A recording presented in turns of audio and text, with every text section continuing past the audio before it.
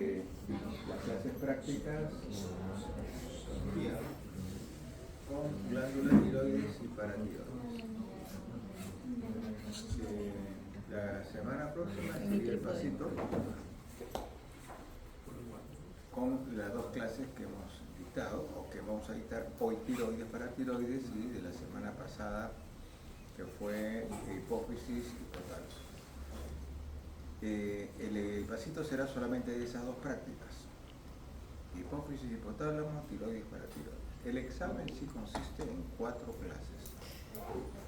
Una tercera clase que haremos la semana próxima, que es de glándulas suprarrenales, conjuntamente con páncreas, una sola clase, más oído, o sea 4: oído, tiroides, paratiroides, hipófisis y suprarrenales con páncreas. Ese es el examen. Y de ahí pasamos a la cuarta y última unidad, solamente con 2 clases prácticas, que son reproductor masculino y reproductor femenino, incluyendo mama. Entonces tenemos fijado para terminar el miércoles 3 con el examen. Solamente el miércoles 3 viene para el examen de cuarta unidad. Y terminamos entonces en esto. Bien, esta clase es bastante corta. En la teoría sí es más abundante, pero acá podemos darle un poco de información de teoría también, como para que ya llevaron teoría de todavía no. ¿Quién es el siguiente teoría? Entonces, comenzamos con glándula tiroides. Antes, decir que la glándula tiroides es una glándula endocrina. Y como la semana próxima vamos a ver una glándula mixta, como es el páncreas, endocrina, pero también exocrina, veamos las diferencias. ¿Por qué es solo endocrina la tiroides, mientras que la glándula páncreas es mixta?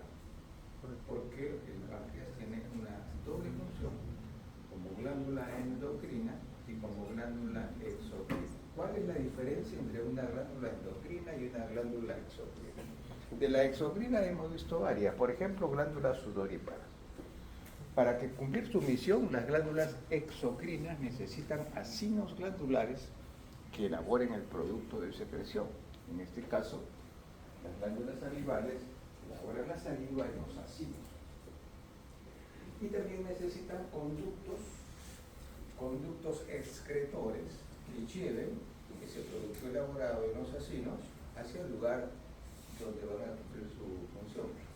Por ejemplo, los conductos excretores de estas glándulas sudoríparas llevarán a la superficie externa de la piel el sudor. Las glándulas endocrinas no necesitan ni acinos glandulares ni tampoco conductos excretores. Simplemente las glándulas exocrinas, por ejemplo, tiroides, hemos visto endocrinas, digo, por ejemplo, tiroides, ya hemos visto hipófisis hace poco, y veremos también suprarrenales. Estas glándulas endocrinas elaboran sus productos de secreción, que son hormonas, y estas hormonas van directamente al torrente sanguíneo, a la circulación sanguínea, sin necesidad de acinos ni conductos. A través de la circulación sanguínea van a llevar los productos elaborados por las glándulas, que son las hormonas, a diferentes tejidos, a diferentes órganos que tienen sus propias células. Estos tejidos, estos órganos que reciben las hormonas de las glándulas que estamos hablando, se llaman, estos tejidos que reciben las hormonas se llaman órganos blancos o tejidos blancos o diana, blanco o diana. Entonces hablaremos de la glándula tiroides primero y luego paratiroides. La glándula tiroides se encuentra ubicado en la región anterior del cuello, por debajo de los cartílagos cricoides y tiroides, un poco por encima de la tráquea. Tiene 2 lóbulos, un lóbulo derecho, un lóbulo izquierdo, unidos ambos lóbulos por el istmo, que es una estructura que une los dos lóbulos. En un porcentaje alto de personas, hasta 40% de personas, pueden tener un tercer lóbulo piramidal. El lóbulo piramidal es un tercer lóbulo que aparentemente no tiene ninguna función, pero está ahí presente. Bien, histológicamente lo que nos corresponde entonces es decir que esta tiroides tiene una cápsula de tejido conectivo, fibroso, con fibras colágenas, que envuelve y protege a las glándulas. Porque el tejido fibroso pues es duro, fuerte y sirve como una protección. Desde la cápsula ingresan al interior de la glándula trabéculas. Entonces, según esta imagen, la cápsula no la vemos porque este es un sector interno de la glándula tiroides, la cápsula tiene que estar acá por fuera, y a partir de la cápsula ese mismo tejido envía al interior estas trabéculas. De tejido conectivo también. ¿Qué hay en estas trabéculas? Vasos sanguíneos, nervios, fibras reticulares, etc. Tejido conectivo. Muy bien. Entre las trabéculas encontramos acúmulos de células. Estos se llaman lóbulos o lobulillos para otros autores. Lóbulos o lobulillos tiroideos. Muchos lóbulos y lobulillos. Escogemos este que está, digamos, encerrado por este círculo. Este es uno de tantos lóbulos. Cada lóbulo contiene también abundantes folículos tiroideos. Estos son folículos tiroideos. La unidad estructural y funcional de la glándula tiroides es el folículo tiroideo. Escojamos un folículo tiroideo, este chiquito de acá.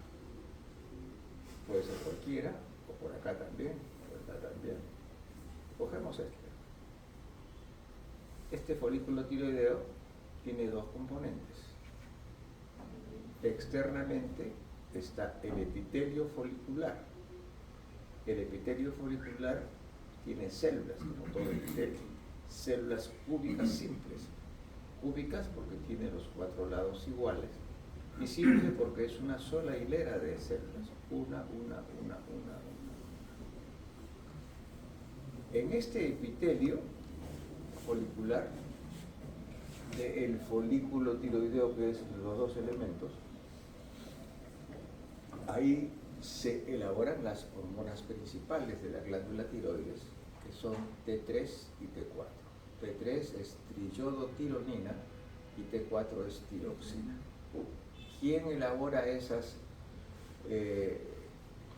hormonas? Otra hormona que a la vez, a partir de hormona, también es una proteína, que se denomina tiroglobulina. La tiroglobulina también se elabora en este epitelio folicular, pero su lugar donde permanece y se almacena es en el centro. Esta parte más clara que está en el centro se llama coloide. El coloide es la segunda porción de cada folículo tiroideo, está en la parte central.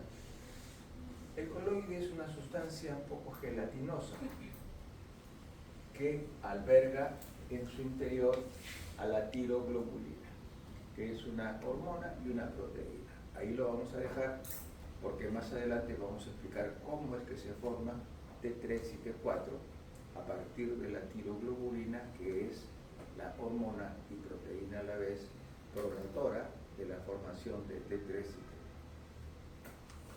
Con un poco más de aumento, vemos entonces acá las células foliculares alrededor.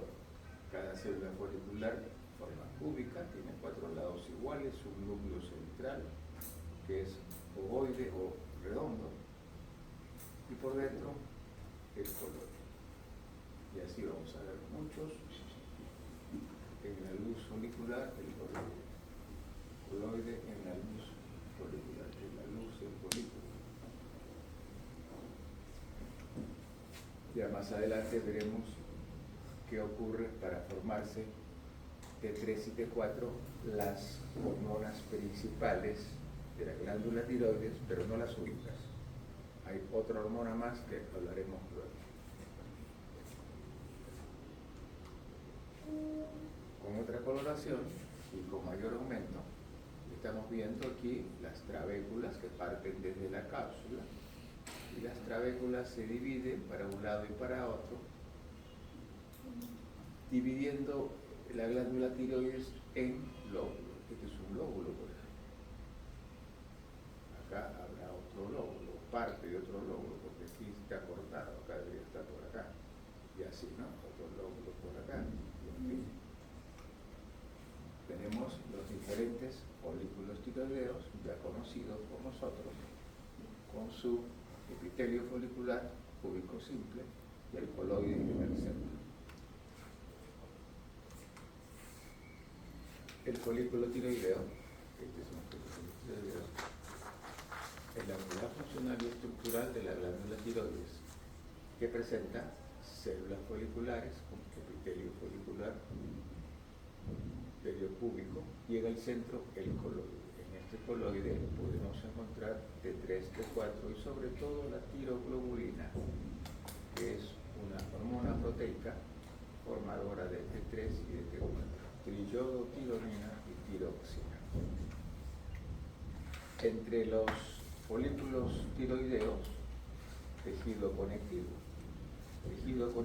con vasos sanguíneos llenos de sangre, nervios, algunas fibras reticulares. Las fibras reticulares son colágeno tipo 3. Células foliculares del epitelio folicular con epitelio cúbico simple y el coloide, ya la conocen.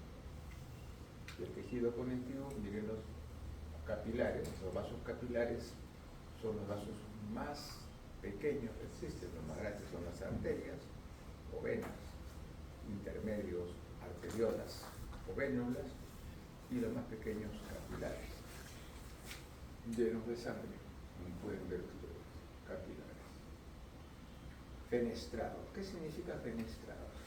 Que tienen poros en su superficie externa, en su epitelio, plano simple, endotelio. ¿Y para qué serán los poros? ¿Para qué tiene poros un vaso sanguíneo? Para que pasen moléculas, entran y salgan moléculas pequeñas, sí, no entran moléculas grandes como proteínas, por ejemplo, para intercambio molecular, ¿no? Algunos son fenestrados, otros son planos, o sea, no tienen poros, no tienen fenestras. Fenestras son poros, cavidades pequeñitas.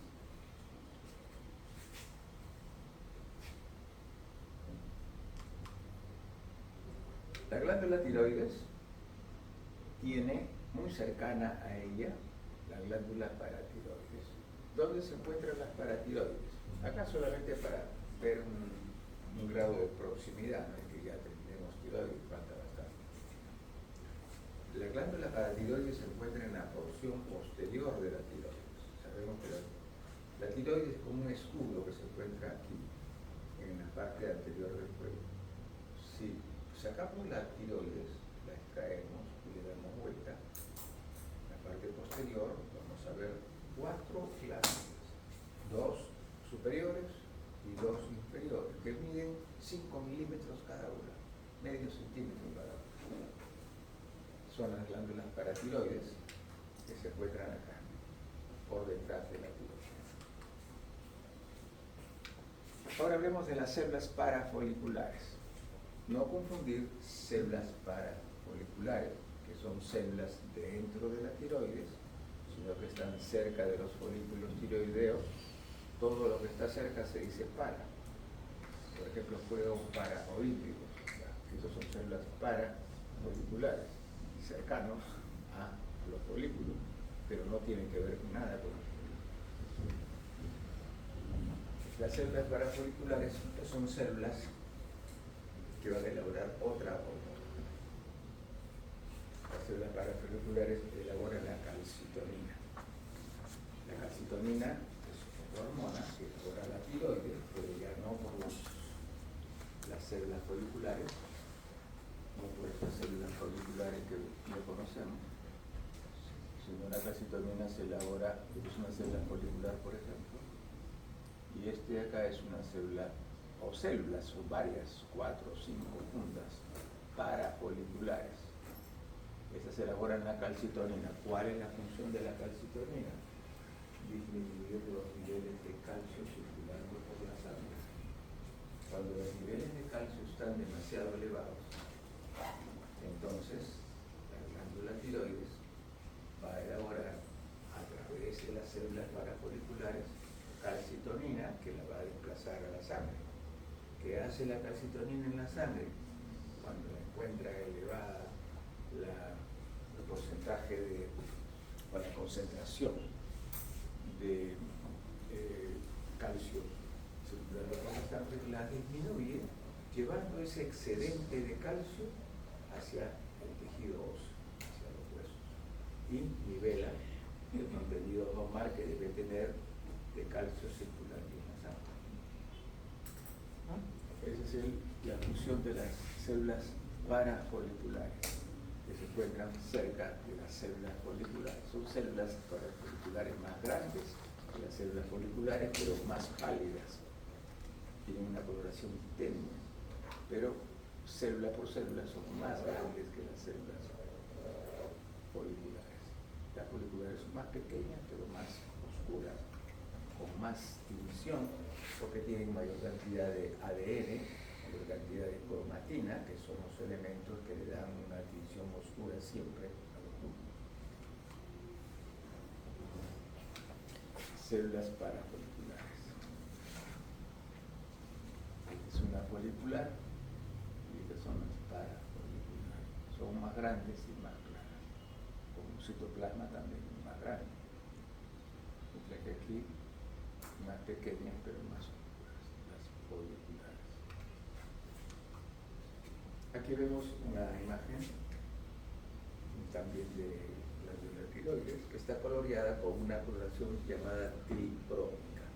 La coloración tricrómica nos permite observar a grosso modo el grado de actividad que puede tener una glándula tiroides, por ejemplo. Cuando la tiroides está inactiva, o sea, no toda la tiroides, no todos los folículos tiroideos están activos a la vez. Hay sectores que están activos y otros sectores que están en reposo. Y eso,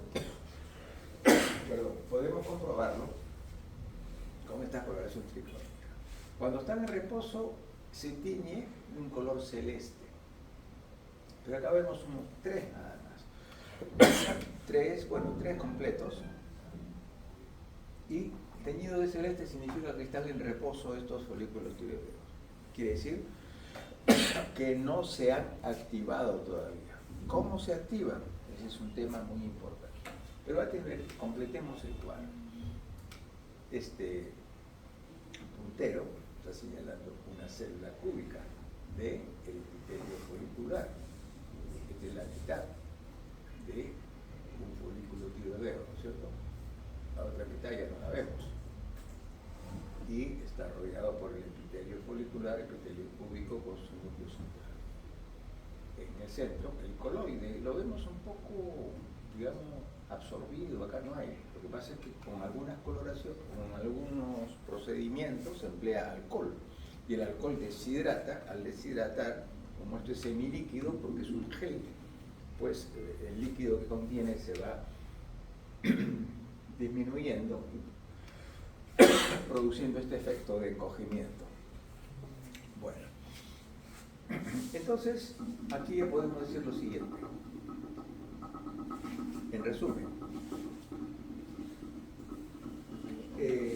las hormonas principales, que son T3 y T4, trichodotironina y tiroxina, se elaboran en este folículo tiroideo en el epitelio folicular. Folículo es todo. Tiene dos partes el folículo, un epitelio y un colon. Pero ¿cómo se elabora? Importante. Se necesita la participación del yodo. Y el yodo el organismo lo puede generar, lo puede sintetizar, ¿no? El yodo, la única manera de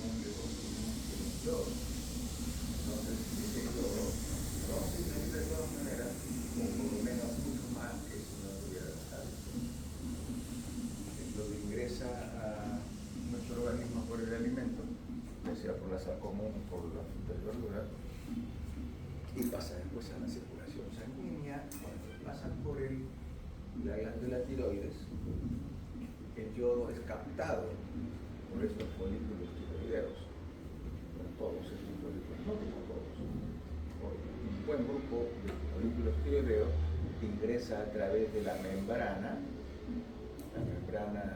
del tejido del epitelio y pasa al coloide. Habíamos dicho que en el coloide se encuentra almacenada esa hormona, que también es proteína, que se llama tiroglobulina. Esta tiroglobulina, en su parte que es proteica, recuerdan ustedes por biología que las proteínas se disgregan en aminoácidos esenciales y no esenciales. Uno de los aminoácidos que tiene cualquier proteína, en este caso el aminoácido tirosina, de la proteína tiroglobulina que se encuentra aquí en el coloide, esta tirosina, aminoácido de esta proteína, que a la vez es hormona tiroglobulina, tiene mucha afinidad por el yodo. El yodo, en forma de yoduro, porque esa es la forma como ingresa en forma de yoduro, como una sal, ingresa y lo que hace es unirse a la tirosina con S, no confundir tirosina con S, que es su aminoácido, de tiroxina con X, que es una hormona, ¿correcto? Se une al aminoácido tirosina y lo yodiza doblemente, formando monoyodotirosina y diyodotirosina. Pero como la tirosina es parte de toda la tiroglobulina, entonces la tiroglobulina también se iodizó a partir de su aminoácido tirosina, ¿cierto? Porque la tirosina es una partecita, es una fracción, es uno de los aminoácidos que tiene esta proteína, tiroglobulina. Entonces la tiroglobulina ya está capacitada para pasar al epitelio folicular. Desde el coloide pasa al epitelio folicular la tiroglobulina, ya con la tirosina iodizada, doblemente. Y aquí es donde la tiroglobulina forma T3 y T4. ¿De qué manera pasa por acá? El epitelio folicular tiene una cualidad, que en determinado momento que necesita formar más hormona, absorbe parte de este coloide y se hincha el epitelio. Absorbido coloide. Si ha absorbido coloide, ¿qué ha absorbido? Tiroglobulina, que estaba acá, ya capacitada, porque ya su tirosina, su aminoácido, hizo contacto doblemente con el yodo, y entonces aquí, en el epitelio, todo el epitelio, tenemos formación de T3 y T4. Bueno, tenemos acá células parafoliculares nuevamente, cercano al folículo, forman calcitonina. Este mismo sector le ponemos con el microscopio de mayor aumento y vemos un poco mejor, más grandes, las células parafoliculares, más grandes pero más pálidas, comparando con las células foliculares más pequeñas pero más intensamente coloreadas, por mayor cantidad de ADN y mayor cantidad de cromatina. Células parafoliculares versus células foliculares. Estas parafoliculares elaboran calcitonina. Aquí en esta imagen, por coloración tricrómica, estamos viendo que algunos folículos tiroideos están activos. ¿Por qué están activos? Porque la tiroglobulina ya se iodizó. Ya se iodizó la tiroglobulina. Y otros no. Otros mantienen en reposo, folículos en reposo. No es que estén inactivos, no es que no estén funcionando, sino que no les toca en este momento elaborar T3 y T4 a través de la actividad que ya está completada de la tiroglobulina. Pero esta tiroglobulina va a pasar conjuntamente con el coloide a el epitelio. Y el epitelio se volverá, como veremos más adelante, ancho, voluminoso, por la captación, atrapamiento del coloide por el epitelio. Nuevamente con la célula parafolicular y las células foliculares, más oscuras, pero más grande la parafolicular. Estas se elaboran T3 y T4, estas calcitonina. En realidad aquí como que se ha montado encima del epitelio, debería estar por acá, ¿cierto? A veces se monta sobre el epitelio, pero nunca llega al coloide. Una de las 4 paratiroides por detrás de la glándula tiroides. La paratiroide también tiene su cápsula. Desde la cápsula se emiten trabéculas al interior con vasos sanguíneos igual. Sin embargo, está más oscura, ¿por qué? Porque hay una gran cantidad de núcleos, cada núcleo igual una célula. En cambio acá los núcleos solamente se van a encontrar en el epitelio folicular, que tiene su núcleo central. Todo el resto va a ser coloide. Por eso que se tiñen menos que acá. Los folículos tiroideos, entonces tenemos las células foliculares, también llamadas principales, pero debemos llamarlas mejor foliculares porque principales son las células de la paratiroides, otro órgano. ¿Cuáles son las células foliculares? Son las que elaboran T3, tirotironina, y T4, tirosina. Y las células parafoliculares están llamadas células C porque regulan y disminuyen los niveles de calcio circulando en sangre a través de la calcitonina.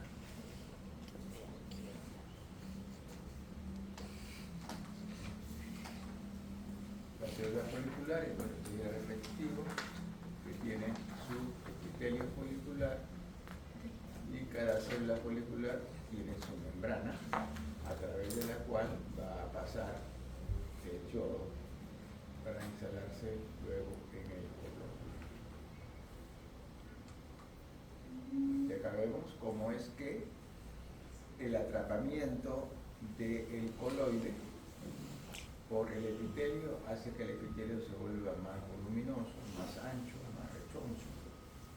Vean ustedes el epitelio, vean acá el epitelio y disminución del coloide, porque el epitelio ha atrapado parte del coloide para absorber la tiroglobulina ionizada. La mayoría están aquí activos, con otra coloración, paz, acá se colore de un morado intenso, aunque no todas están, digamos, activas. Vemos aquí, ¿no? Acá tampoco, acá. Esta está bien en reposo. La glándula tiroides dice, presenta la tiroglobulina, que se encuentra inicialmente en el coloide, sin embargo, esa tiroglobulina va a pasar, o sea, la tiroglobulina, vamos a ver su recorrido. La tiroglobulina se va a elaborar acá, en el epitelio, pero pronto va a pasar a almacenarse en el coloide. En el coloide se da el encuentro con el yodo que ingresa por la vía oral, pasa a la sangre, de la sangre pasa al folículo tiroideo y llega aquí al coloide, donde hace contacto con la tirosina, que es un aminoácido de la tiroglobulina, y luego regresa a su lugar de origen, la tiroglobulina, porque el epitelio absorbe parte del coloide para que la tiroglobulina dentro del coloide llegue al epitelio y pueda formar T3 y T4. Por eso que el epitelio lo vemos ancho, gordo, lleno de coloide. tenemos coloides con relativamente menor cantidad de tiroglobulina, coloides con relativamente mayor cantidad de tiroglobulina, ¿no? Esta es la misma imagen anterior, donde vamos viendo aquí este con menos cantidad y este con más cantidad, ¿no? Menos cantidad, más cantidad, y así. Entonces, la tiroglobulina es una proteína precursora de la formación de T3 y de T4. Contiene el aminoácido tirosina. Como se forma T3 y T4, el yodo penetra en el coloide, primero penetrando por el epitelio, luego pasa al coloide, primero la membrana basal del epitelio, coloide. Entonces se encuentra con la tiroglobulina. La tiroglobulina como proteína tiene como aminoácido la tirosina. Se encuentra el coloide con la tirosina y lo ioniza doblemente. La tirosina ya hemos puesto que es un aminoácido de la hormona y proteína tiroglobulina y forma primero tirosina monoyodada o monoyodo tirosina también se llama, y tirosina diyodada o diyodotirosina para formar luego T3 y T4. Ya está capacitada para formar T3 y T4 cuando está ionizada doblemente la tiroglobulina a través de su tirosina. Todo esto ocurre dentro de las células del epitelio folicular. Las parafoliculares elaboran calcitonina. Aquí tenemos células parafoliculares que ya conocemos. Pueden estar aisladas o formando grupos de 4 o 5 células. Acá tenemos células parafoliculares. 1, 2, 3, 4, 5. Cada una de ellas tiene unos granulitos, gránulos conteniendo calcitonina. Se originan estas células parafoliculares en la cresta neural, se encuentran aisladas, formando grupos de 3, 4, 5 células, se encuentran sobre la membrana basal del epitelio, del folículo tiroideo, y nunca están en contacto con la luz del cuerpo.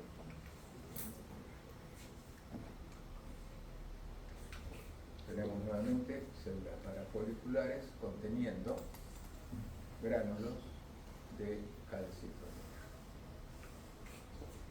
también llamadas células C, C de calcio, C de calcitonina. Con la coloración inmunistoquímica la podemos ver bastante nítida, ¿no? Para demostrar que están presentes o pueden estar presentes si sufrir algunas alteraciones. Esa clínica de inmunistoquímica nos logra dar mayores detalles para cualquier tejido, cualquier célula, y sobre todo interviene de una manera óptima para identificar neoplasias malignas. Y inmunohistoquímica que ya veremos o lo verán ustedes más adelante, ¿no? Clínica, células parafoliculares alrededor de folículos tiroideos, las células parafoliculares.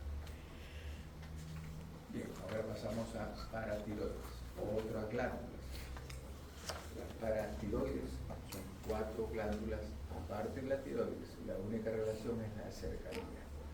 Entonces, esta es la glándula tiroides que tiene un lóbulo y 2 lóbulos unidos por el istmo. A veces hay un tercer lóbulo piramidal acá que crece. Bien, las glándulas paratiroides son 4, 2 superiores y 2 inferiores. Miden 5 milímetros de alto, o sea, medio centímetro de alto, 4 milímetros de ancho y unos 2 milímetros de grosor. Cada una. Vista posterior, papila. 4 glándulas por detrás de la tiroides producen una hormona llamada hormona paratiroidea o parato. Aumenta los niveles de calcio en la sangre, es antagonista de la calcitonina. Hemos dicho que la calcitonina disminuye los niveles de calcio en la sangre, todo lo contrario lo realiza la glándula paratiroides. La paratormona hace justo lo contrario. Cuando los niveles están muy bajos de calcio circulando por la sangre, la hormona paratiroidea o paratormona eleva la concentración de calcio por el torrente sanguíneo. ¿Y de dónde saca ese calcio? Desde el tejido óseo.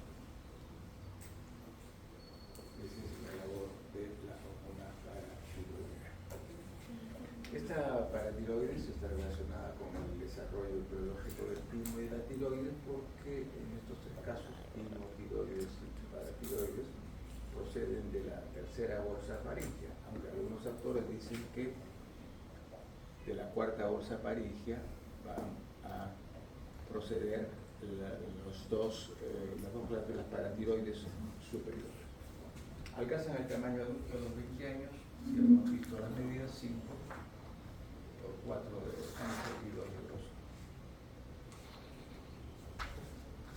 Tenemos acá corte histológico, donde vemos una glándula paratiroides, para que la vean bien y vean cuáles son sus características. La glándula paratiroides tiene solo dos tipos de células: células principales y células oxifílicas. Las células principales son la gran mayoría de células, 97% son células principales. Las células principales son oscuras, pequeñas, con un citoplasma claro, ya lo veremos. Y las células principales son las únicas células que forman la hormona paratiroidea. Veamos las células principales. Estas son células principales que forman cadenas, forman largas filas indias, o también pueden formar grupos circulares o cordones, que le llaman, ¿no? Cordones que son, digamos, hileras bastante largas de células principales. Acá están células principales, muy oscuras con sus núcleos, pero bastante claras en su citoplasma. Las otras células son las células oxifílicas. Las células oxifílicas o oxifilas o oxifílicas, según el texto que ustedes vean. Las células oxifílicas son más grandes, citoplasma rojo. Los núcleos son un poco más pálidos a comparación de estos núcleos muy oscuros que tienen las células principales. El citoplasma muy rojo, intensamente rojizo el citoplasma. Las células oxifilas son 3% o menos del 3%, pero no tienen función conocida. Están presentes, se identifican, pero no tienen función conocida. Pero dentro de la glándula paratiroides también vamos a encontrar vasos sanguíneos, capilares, vean ustedes estos capilares,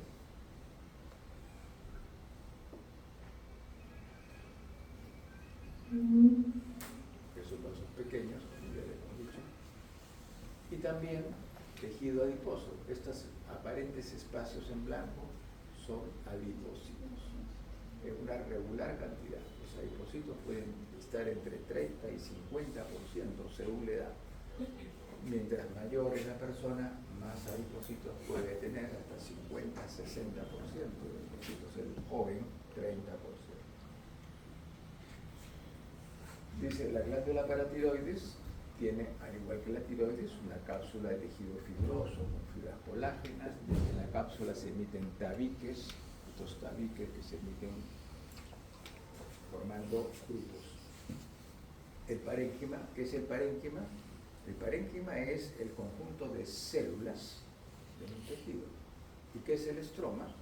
El estroma es el tejido conectivo que sostiene al parénquima, que tiene vasos sanguíneos, que tiene nervios, que tiene fibras reticulares. Ese es el estroma. Mientras que cuando se habla de parénquima solo se está hablando de las células. Entonces, por eso dice, el parénquima está constituido por cordones alargados o por agrupamientos circulares de células epiteliales. Cordones alargados o agrupamientos circulares. ¿Cierto? De células epiteliales, rodeados, ahora sí, de el estroma, fibras reticulares y vasos sanguíneos capilares. Vasos capilares.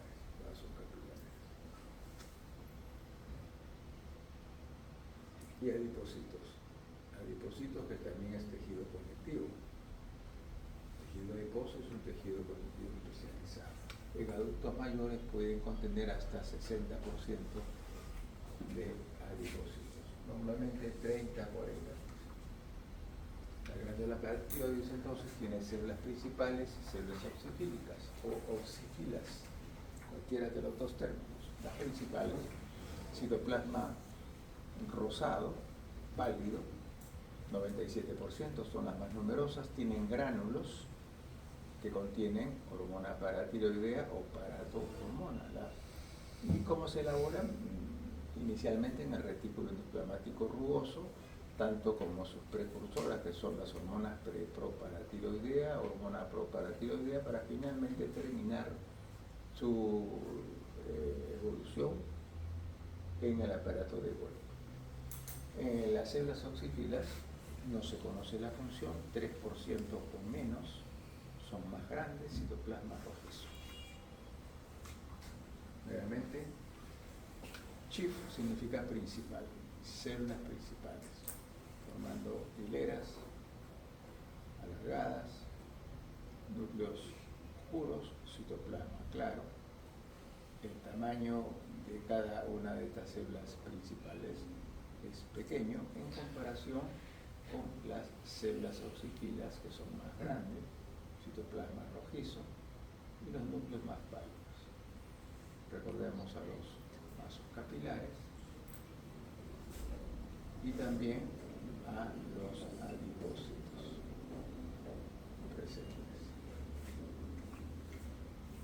Estas oscuras que están rodeando este tejido y el estroma en el medio, estas son células principales, pequeñas, oscuras, citoplasma claro. Capilar por acá y en el centro adipocitos. Adipocitos, pocos, capilares, células principales, núcleo relativamente grande, claro, acá el aumento es mayor en el microscopio, citoplasma claro, no muy abundante, mientras que las células oxifílicas son grandes, núcleo pálido, citoplasma rojizo. Y aquí vamos a ver oxifílicas, rojas, intensamente coloreados el citoplasma, son más grandes que las principales, que se ven muy pálidas en esta imagen. Oxifila, célula oxifílica, es más grande, miren ustedes, claro que el aumento es mucho mayor acá también, células oxifílicas. Se toma un sector donde abunden las células oxifílicas, porque recordemos que son solo el 3% como máximo, y las principales son pálidas. Regular cantidad de adipocitos entre las células.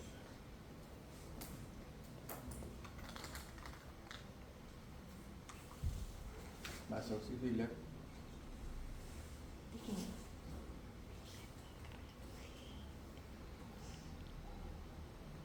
Adipocitos. Y aquí terminamos con esta. Células principales siempre más pálidas, mientras que las oxifilas rojas intensas en su citoplasma. Los adipocitos, células adiposas diseminadas, ¿no?, con abundante cantidad, 50% de adipocitos. Bien, hemos terminado nuestra presentación. No sé si tendrán alguna pregunta.